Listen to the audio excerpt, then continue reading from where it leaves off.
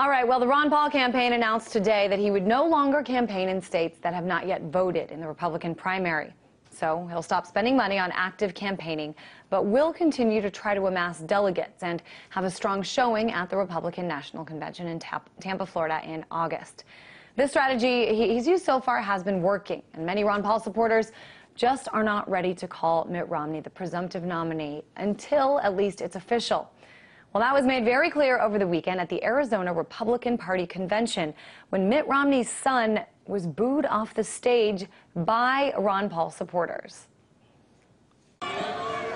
Make sure that it says paid for Romney and that it's green. I appreciate your support. Thank you very much. That was Josh Romney, Mitt Romney's third eldest son. And you know, here on RT, we've been saying this for a while, that just because many people have called this race, have put it to bed, it's not quite time to forget about Ron Paul. And to talk about all of this, I'm joined here in studio by Austin Peterson, Director of Production at FreedomWorks. Austin, were you surprised by this decision today? Yeah, actually I was a little bit surprised, but not totally surprised because I knew that they weren't spending a lot of time and money in the primary states. Primary states are different from caucus states. Primary states are where a majority of people come in, they pull a lever, and they go home. Caucus states are where people stay, they stay all day, and they fight for the delegates. So it makes sense that he wouldn't be spending money in primary states because you have to spend a lot of money, and most people who come in, they aren't really committed. In the caucus states where Ron Paul supporters are committed, that's where he's focusing his strategy to take home delegates. We've seen some of the other candidates who have dropped out of the race kind of start their post-run in a lot of debt. So maybe he's just not wanting to spend money that he doesn't have. I want to read part of the statement that was made today by the Ron Paul camp. It said, "This campaign fought hard and won electoral success that the talking heads and pundits never thought possible, but that his campaign is also about more than just the 2012 election. It's about a campaign for liberty, which has taken a tremendous leap forward in the election and will continue to grow stronger until we, quote, finally win." Austin, what will it mean? What will it look like to finally win? Well, that's a good question. I mean, the mainstream media has a really hard time defining this movement because we haven't really seen a movement. I mean, is there such a thing as a Newt Gingrich movement? Is there a Rick Santorum revolution? No. So how do you cover this sort of a thing? It's spontaneous. It's grassroots.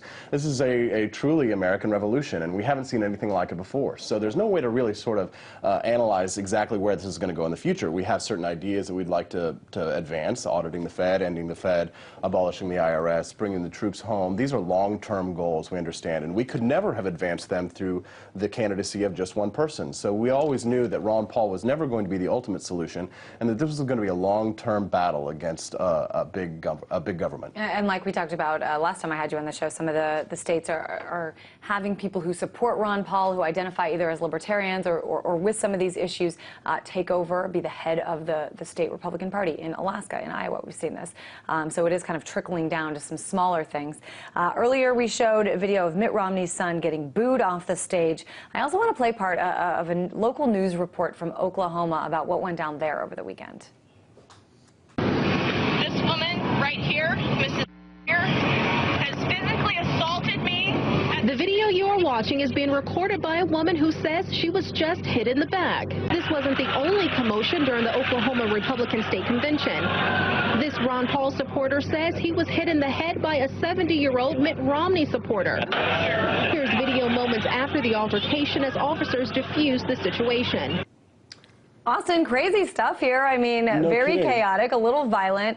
I'm wondering, I mean, do you think that some of this, and it's certainly going on both sides, and we should mention that the Ron Paul campaign has condemned this, has said this is not what we want. But do you think if we see this happen again and again that it's going to undermine Ron Paul's message? I wouldn't say so, but I mean, Ron Paul's message is so much bigger than Ron Paul himself, so there really isn't anything that can undermine Ron Paul's message, because Ron Paul's libertarian message is more powerful than all of us, even together.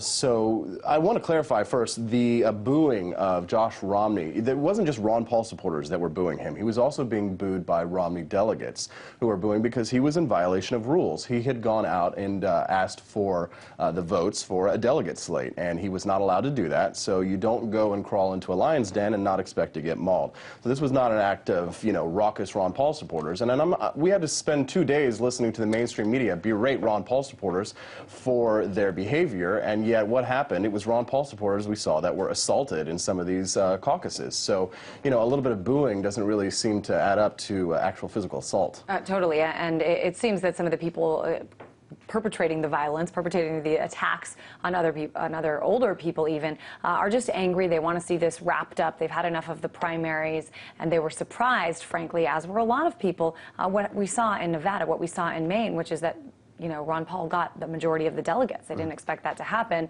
so they're sort of having impulsive reactions, I guess you could say. Right, well, now it's time for the Ron Paul delegates to play the bunker strategy. Let the Romney people think that we're out of the game. Fine, stay home. Don't go vote in the rest of these primaries. You think it's over? We'll see you in Tampa. Yeah, I have a feeling at least some of these next few state party conventions, they're going to come out and make sure that doesn't happen again. What about after Tampa, though, Austin? I mean, you know, there's a little more than 2 months before the election, after the RNC wraps up. So what do Ron Paul supporters do? I know you say this is a revolution, that it's more than just about one election. But for those 2 months, I mean, do they throw their support behind Obama, behind Romney, behind Gary Johnson, the Libertarian? I mean, it's sort of foolish to just focus on the presidential election. I mean, I work for FreedomWorks, and we're focusing on a certain race in Texas right now, Ted Cruz, who's running for Senate. He's been endorsed by Sarah Palin and Ron Paul. And this is where the nexus of the Tea Partiers come together in these sorts of races. Ron Paulers can affect the Senate races and the House races. So let's say that Mitt Romney didn't win and Barack Obama was to take, you know, the presidency for another 4 years. Well, if organizations like FreedomWorks and the Ron Paulers and the Sarah Palin conservatives can all get together and we can take a majority in the Senate and the House, well, then the Ron Paulers will be affecting platform changes towards our issues over the next 4 years. And it doesn't have to be just about the presidential campaign. It can be about a larger strategy, a nationwide strategy, and eventually a global strategy. I think that's an important point, that a lot of the issues that have been espoused by Ron Paul overlap with every single party. I mean, you see a lot of Ron Paul, as you mentioned, bring the troops home, anti-war, let's not spend our money or our resources or lives on these wars. Well, a whole lot of liberals identify with that. Smaller government, let the states decide things. That's a Tea Party, you know, sort of philosophy.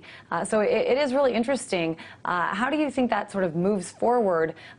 Do people sort of pick and choose which Ron Paul issues? Sort of, but I mean, really, I mean, libertarianism used to be called classical liberalism. It was the old ideas of laissez-faire. And so the old ideas of liberty, the American Revolution, was founded on this great compromise between liberals and conservatives. And this compromise was that as long as you don't harm me, as long as you do nothing to harm anyone else, you can do whatever you want. So if you talk about things like gay marriage, well, what if we had a separation of marriage and state? You know, what if people could do what they wanted to do and they didn't require the state to enforce their beliefs? So I think that Americans can actually come together on a total libertarian message, because one day people will be so tired of fighting over these fringe issues that they'll realize that all we need to do is go back to the founding principles of libertarianism and say, you know what, as long as you harm no one else, you can do whatever you choose. I get to have my traditions, you get to have yours, and we can all come together under this sort of unifying message. I think the liberty message unites us. It doesn't divide us. Just real quick, any of Ron Paul's messages or ideas that you think have sort of made the biggest splash in terms of the public discussion over these last 8 months? I think people actually know what the Federal Reserve is. I mean, I think they don't know what it does, but I think for the first time in American history, or since 1913, the Americans actually know that we have a Federal Reserve, and from there, it's our time to teach people what it does and why it should be gone. I totally agree with you. Certainly, the Fed has sort of become a mainstream topic, as has the name of John Maynard Keynes. Very interesting. Austin Peterson, Director of Production at FreedomWorks. Thanks so much. Thank you.